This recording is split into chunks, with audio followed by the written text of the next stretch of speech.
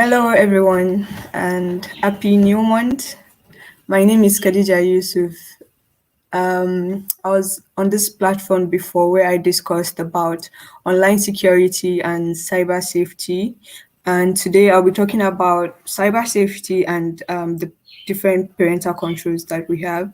That is, what are the things the parents and the guides can do to ascertain and help with online security, because as I said in my last video, online security is a must for every students, every parents, every teachers to understand in order to help their wards and help their children to stay safe on the web. So today I'm going to be taking you through different cyber safety and parental controls that are available out there, and how you can capitalize on each and one of those tips and advices and use them in taking care of yourself and taking care of your children whenever they are surfing on the internet. So the first thing I talked about in the last webcast is that there are several threats to our safety and security on the internet. Cybersecurity and cyber safety generally involves the safe and responsible use of your information technology gadgets, the safe and responsible use of how you browse, how you surf the net, how you interact with people on the net. So this all this guidance cannot be carried out by the children by themselves. So there's a need for the parents and the guidance to actually come out and play an important role in taking care of their children, making sure they are safe and they are prevented from every kind of cyber threats and cyber issues that are out there today. So we have several issues, as I discussed in my last upload, that there are so many different kind of cyber threats that can occur, such as cyberbullying. We have phishing scams, personal information breach, and the presence of age inappropriate content. If you remember from my last video, for those who have watched, I hope others can tune in and watch it, because it is so important for you to learn about the different kinds of cyber threats that are out there. So if you've not watched it, please go and watch the last video, which is on online security and cyber safety. So I talked in my last video, I talked about cyberbullying, I talked about phishing scams, I talked about malware, and I talked about the general issues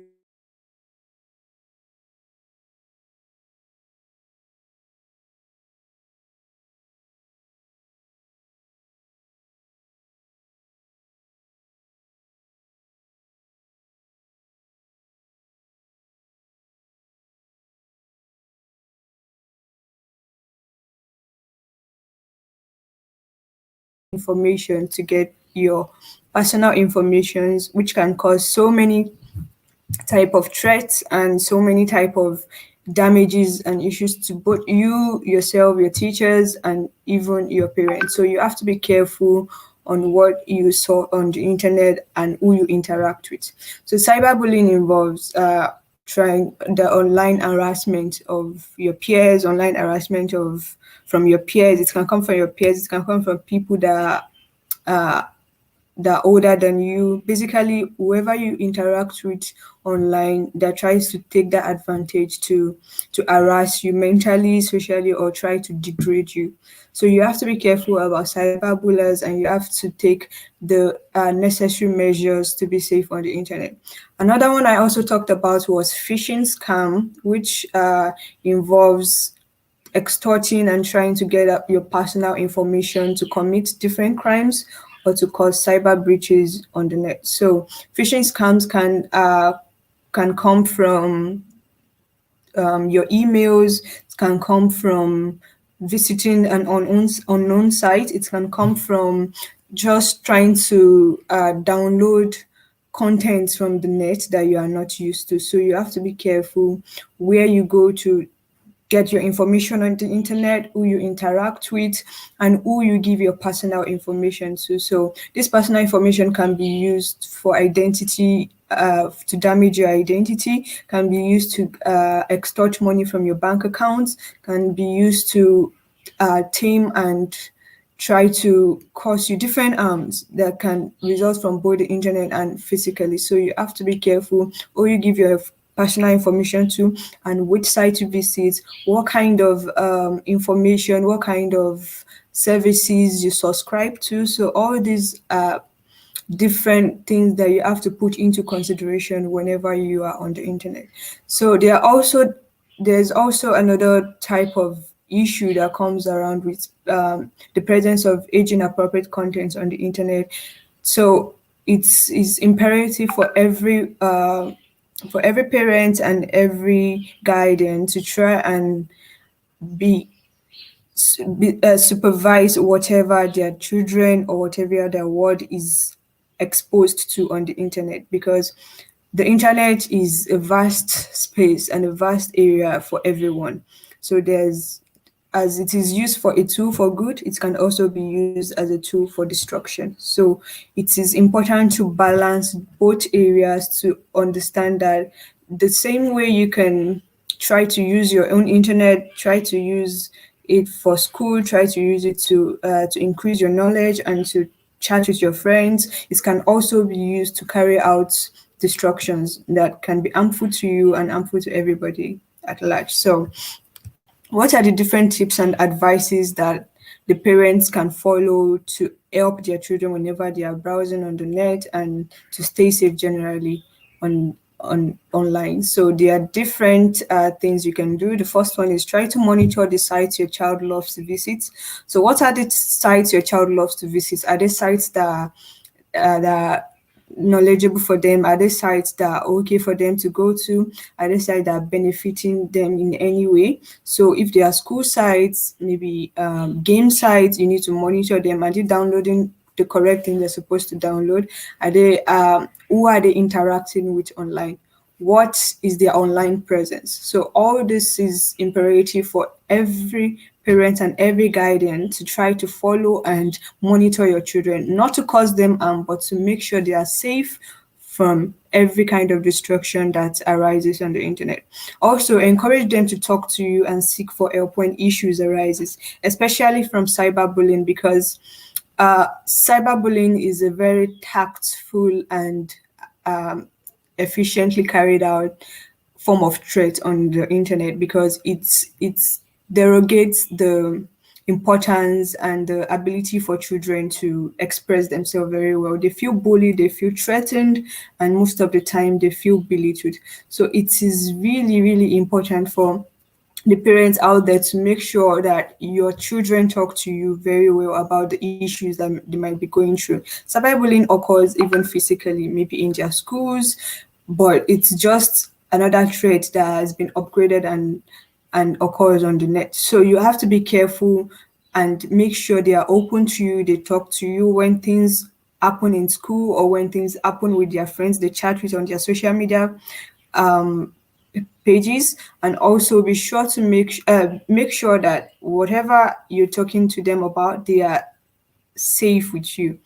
They are safe to tell you their issues and you be there to help them out. So it is really, really important to make sure that your children talk to you about whatever issues they might be going through when they are browsing, or whatever person they are talking about and they are not okay with, or they are not contented with. So please make sure you talk to your children about every kind of issues that they'll be going through on the internet.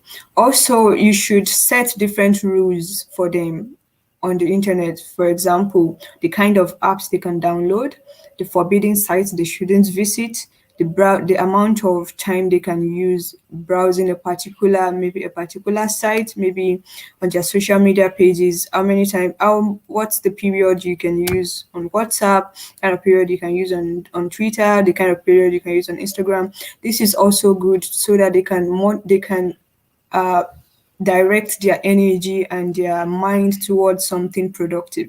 So it is very important to set rules on the internet for your children. Also, explain the different cyber safety tips and let them understand that their private information is important. So explain things like stranger danger, explain things like using a strong password, how to report and block services they are not comfortable with, how to explain and talk to you about issues that might arise on the internet and how you can help them to solve it. So it is very, very important for you to explain all these tips and advices to your children, make sure they are safe to browse on the internet, make sure they are using their time for something productive, and also balancing it with something that can be fun and enjoyable at the same time. So the as I said before, the internet is a safe space when treated properly, because if you don't give them all these advices and make sure they follow the right thing whenever they are on there, it can go wayward. So it's really, really important for you to make sure you follow all the tips and advices for your children to browse online in order to stay safe. So what is the main reason for parental control? So parental control, as I said, allows you to reduce the risks of online threats by monitoring and controlling your children online activities. So they help your children to stay safe by allowing you as a parent to set out guidance and set out controls that would help them to stay safe while browsing on the internet, and also how they can utilize the different information technology gadgets and use them productively. So, what are the different parent controls that you can adapt? So, we have setting specific time limits for children's use. So, you can set specific time limits for them to browse different social media pages, for them to browse maybe their whatever online products are out there. So it's easy for you to set time limits for them to use whenever they are on the net. Also, you can control and block access to the different web pages or app that they visit. That is, you can control the access to gaming sites, you can control the access to specific apps depending on what they use it for. You can control their access to social media sites, you can control their access to whatever online products is out there. So this makes sure that what they are using online, you've set the time, you've set the specific time limit you want them to use for it. You've removed the ones you are not comfortable with, and you've allowed them access to the ones that are useful and okay for them to use. And also, you can manage their browsing and internet surfing contents. You can also monitor their locations to keep them safe. So for example, you can access the location on their phones, on their systems. This is just so that you can monitor where they are. You can keep your eye on them even when they are not exactly close to you. So managing their browsing and internet content will allow you to check what they've been using their time on. Have they been visiting this particular site you've tried to control them from? So all this is not to be extreme, shouldn't be extreme, but should be taken in the proper measures that would help your children to ensure that they are safe and safe from every kind of threat whenever they are whenever they are browsing or using any online gadgets. So I'll be talking about, for the next few slides, I'll be talking about the different ways of setting parental controls on different gadgets and also different products out there that allows you to connect to the internet or allows your children access to the internet. So the first one I'm going to be talking about today is parental control settings from your internet service provider. So if you have a router at home, or you have a MiFi, something that allows you and your family to connect to the internet in the comfort of your home, you can set different parental control settings on these routers that will allow and reduce and allow you generally to control your own presence on the internet and your children's presence on the internet. So it is really, really good because it allows you to set filters on your own internet that helps you to prevent inappropriate content, also help you to control the kind of sites you want to visit and the amount of time you want to spend on each of those sites. And it is really good to pair this particular settings with the application that you want to use. So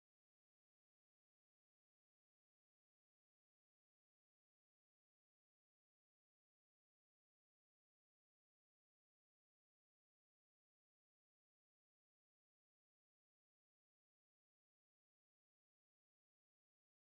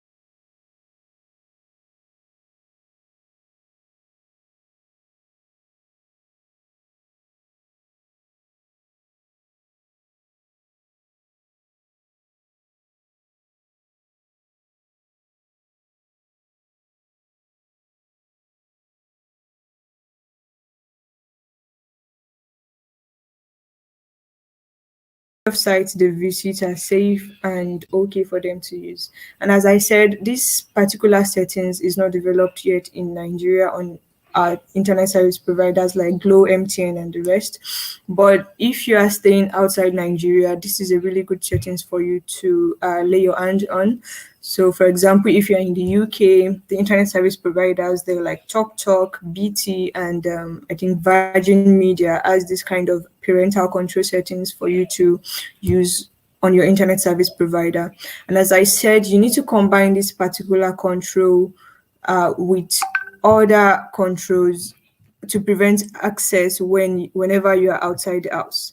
So the next one I'll be moving to now is parental controls on your computer operating system. So what are the kind of settings that you can put out there on your Windows laptops, on your Apple laptops? So for example, if you have a Windows operating system, you can set screen time limits, you can filter content, you can also carry out activity reports, and also try to monitor the location of your words on the internet. So in order to set it up, I've put a link here in this particular document. So I'll be sure to share the document after this broadcast so that you can go to the link and set up the settings on your Windows operating system. So you just follow through the different guidelines that are there, and you can set up the parental controls on your Windows operating system. Also, for your Apple gadgets, you can go to for different Apple gadgets, ranging from your iPhone to your iPad to your iPod Touch and even your Apple system. You can follow the link that I put out here and follow the step-by-step instructions. Download I think you won't need to download anything. You just need to follow the guidelines, and you'll be able to activate parental control settings for different kind of services you might want. So if you want to reduce the screen time, or you want to monitor your location, or you want to try to control and block the kind of sites and the kind of apps or gaming services they can have access to. Also, for Samsung phones, there is this particular app called Kids Mode that you can download on Google Play Store.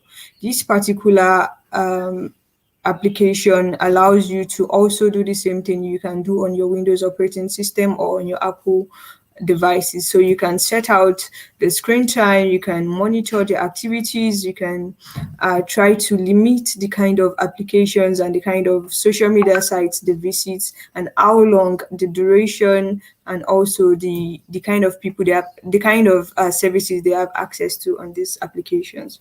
Also, for other Android phones, you can download different software packages that I've linked below.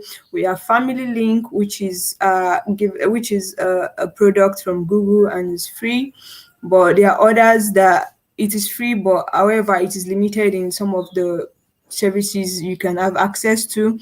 But if you want to take a step further and try to have access to more things, you can try to download Custodio, Capacity Safe Kids, Net Nanny. There are so many software packages out there for Android phones. So you can get on your Google Play Store, check out these applications, and download the one that is suitable for you and your family.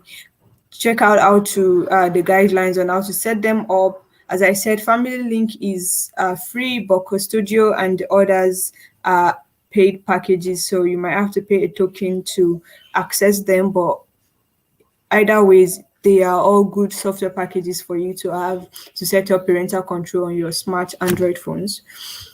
And also, something I forgot to mention is on Family Link, you can use the same Android phones allow you to set, using the Family Link software package, you can try to set up parental control on the same phone that you use. So even if you and even if your child doesn't have a separate phone from you, you can still set up parental controls using Family Link on the same phone, and you still be able to ensure that your children and your wards are having access to only the suitable content that they should be having access to. And then you can set up parental control restrictions on Google Play Store. So for Google Play Store, especially if you use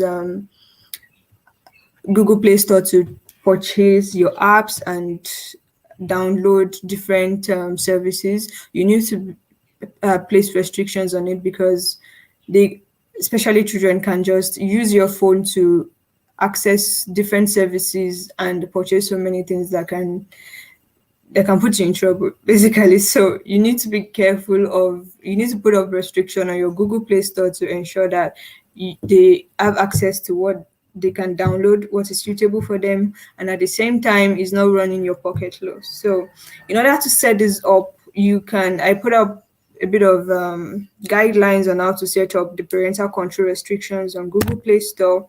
But at the same time, I hope everyone can try to do this, because it's actually quite straightforward.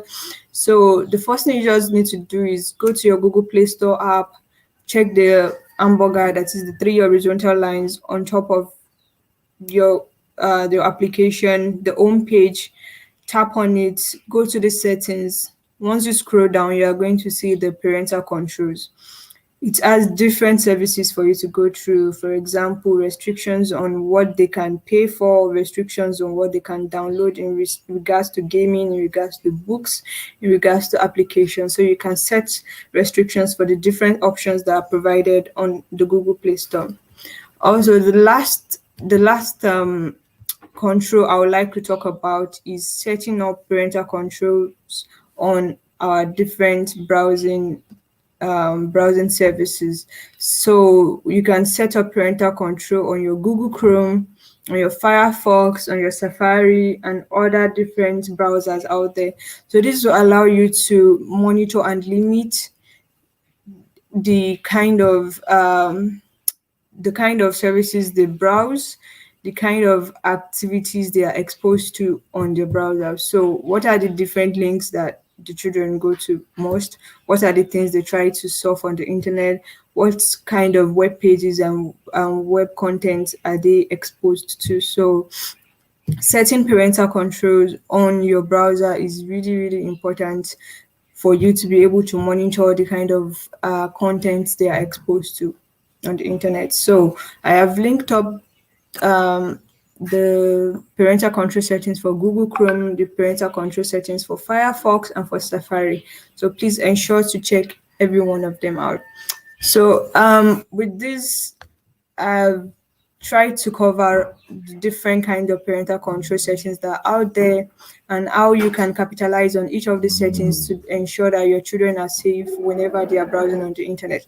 As I've said before, the internet is a plethora of different activities, different services, and different products out there that benefit you, but at the same time can cost you if you are not using them the right way. So it is really important for the parents and the guidance to try and monitor what their children have access to in order to keep them safe on the internet.